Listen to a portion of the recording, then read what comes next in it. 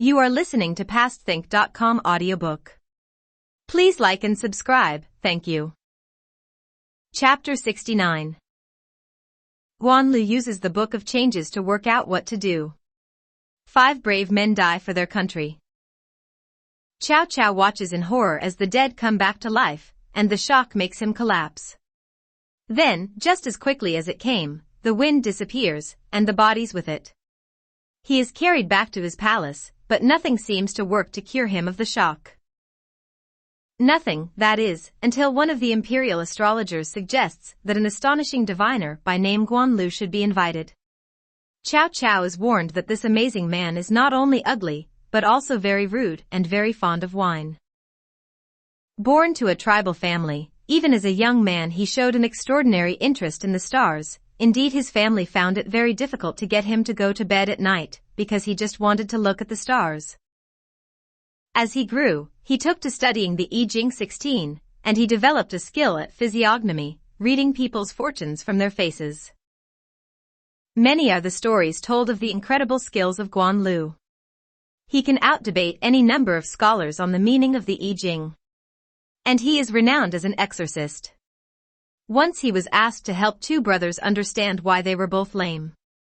Guanlu discovered that there was a woman's ghost haunting the house. She was a relative murdered during a famine years before. The cause was a dispute over a few grains of rice. To hide her murder, her body was stuffed down a well. This revelation made the brothers confess to the murder. Another time he was asked to help work out why a governor of Anping's wife was always fainting and her son had heart trouble. Guanlu discovered that there were 2 corpses buried with their heads inside the wall of the hall, and the rest of their bodies outside. One was holding a spear and the other a bow and arrow. Guanlu realized that the spear was what caused the fainting, and the arrows caused the heart problems. The bodies were dug up and reburied far away, and the troubles ceased. Others like to test his fame as someone who can tell what is hidden in a box, or where a lost item might be. No matter what is hidden, Guanlu knows what it is or where it is. A famous story about him concerns a young man of 19. Guanlu was walking in the countryside, when he saw a young man plowing a field. Asking the young man what his name was and how old he was, Guanlu then announced that, having read his physiognomy, he knew that the young man was about to die in 3 days. The young man, called Zhao Yan, ran home and told his family. His father sought out Guanlu and begged him to help his son. "You cannot go against the will of heaven," said Guanlu. But the father and his son only increased their pleading. Moved by this, Guanlu recommended that Zhao Yan go the next day to try to find 2 men who would be playing chess under a large tree on the mountain and facing south. They will be so absorbed in their game that they won't notice you but kneel down and offer them wine and meat, venison. When they have finished them, then you must plead for your life. They will answer your prayers, but for goodness sake, don't mention me. The next day, Zhao Yan did exactly as he had been told and found the 2 men. So absorbed were they in their game that they drank the wine and ate the food without realizing it. Then they suddenly noticed that Zhao Yan was there, pleading for his life. "You know," said one of the men to the other, "this has the feel of one of Guanlu's tricks. Having taken the gifts, we have no option now but to help." So saying, one of the men opened a ledger he had and, writing in it, extended Zhao Yan's life to 99 years. "Now, when you see Guanlu," said the other man, "tell him to keep the secrets of heaven to himself, or he knows what'll happen next." And at that precise moment, a fragrant wind blew past, and the 2 men turned into white cranes and flew away. Returning home, Zhao Yan asked Guanlu who these men were. The one in red was the Southern Dipper, and the other was the Northern Dipper. "The South marks life and the North death," said Guanlu. But from that day forth he was much more cautious about making such suggestions. Having heard these stories, Chow Chow sends for him to help explain the horrifying events of the corpses. Guanlu tells him not to be worried, that these were simple tricks of dark magic, and from that moment on Chow Chow revives. He then asks Guanlu to cast the fortune for the empire, his own lineage, and his own personal fortune. But Guan Lu is circumscribed in how much he foretells, not wishing to offend heaven. On the empire he has this to say. 3 and 8 run across, a yellow pig meets the tiger, the expedition to the south loses you a limb. When he is asked to read the fortune for Shu and Wu, Guan Lu says, the south has lost its chief, and the west has gone on the attack. Cao Cao doesn't believe him, but then news comes that Lu Su has died, and that Xuanda has sent Zhang Fei and Ma Chao to capture the pass at Xiaobian. Infuriated by this, Cao Cao asks what he should do. Guan Lu urges caution. Not least, says Guan Lu, because next spring there will be a terrible fire in the city. Cao Cao responds by staying put, but sends Cao Hong to defend the east and increase the patrols in the city with an additional 30,000 troops under Xiahou Dun. Wang Bai is given control of the royal troops, even though, as is pointed out, Wang Bai is prone to alcoholism. It is early in AD 218 that a minor member of Cao Cao's staff, one Gengji, approaches Wei Huang, who is in charge of the protection of Cao Cao. Both have been horrified that Cao Cao has taken the title king. They decide that they can confide in Jin Yi, who also hates Cao Cao for his having usurped the imperial power. They also know that Jin Yi is a friend of Wang Bai, though this also makes them quite cautious.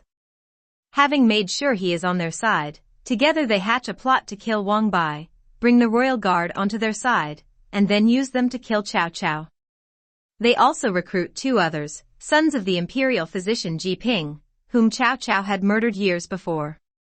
The 2 boys escaped but then secretly returned to the city. They plan their attack for the night of the 15th day of the first month. This is the day for the annual Lantern Festival, which reflects and honors the first full moon of the new year.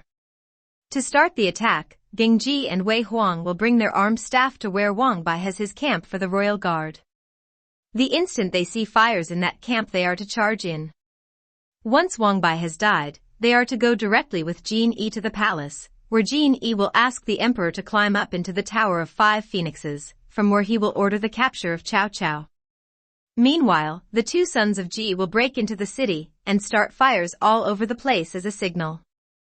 They will then summon the ordinary, decent folk of the city to rise up, seize all traitors, and defend the city against any counterattack.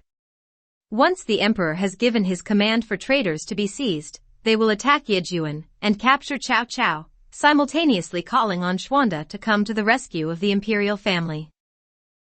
In preparation, the staff of Gengji and Wei Huang, some 400 or so, arm themselves. Another 300 men come from the Ji family. When night falls, out come the lanterns, and soon the city is ablaze with them. The soldiers enter into the spirit of the festival, and are much more relaxed than they otherwise would have been. Wang Bai is dining with his officers when suddenly the cry goes up, fire. Wang Bai realizes that a coup is taking place and leaps on his horse to escape. Wounded by an arrow, he rides on, arriving just ahead of his pursuers at the entrance of Jin Yi's house, where he bangs in terror upon the closed door. All the male staff are of course out taking part in the revolt, so it is the women who answer.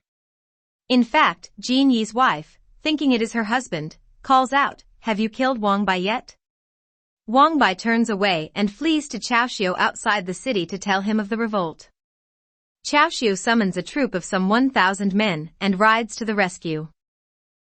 The fires in the capital have run out of control. Even the Tower of the 5 Phoenixes is burning, forcing the emperor to hide in the center of the palace, while men loyal to Cao Cao hold the main gate against the rebels.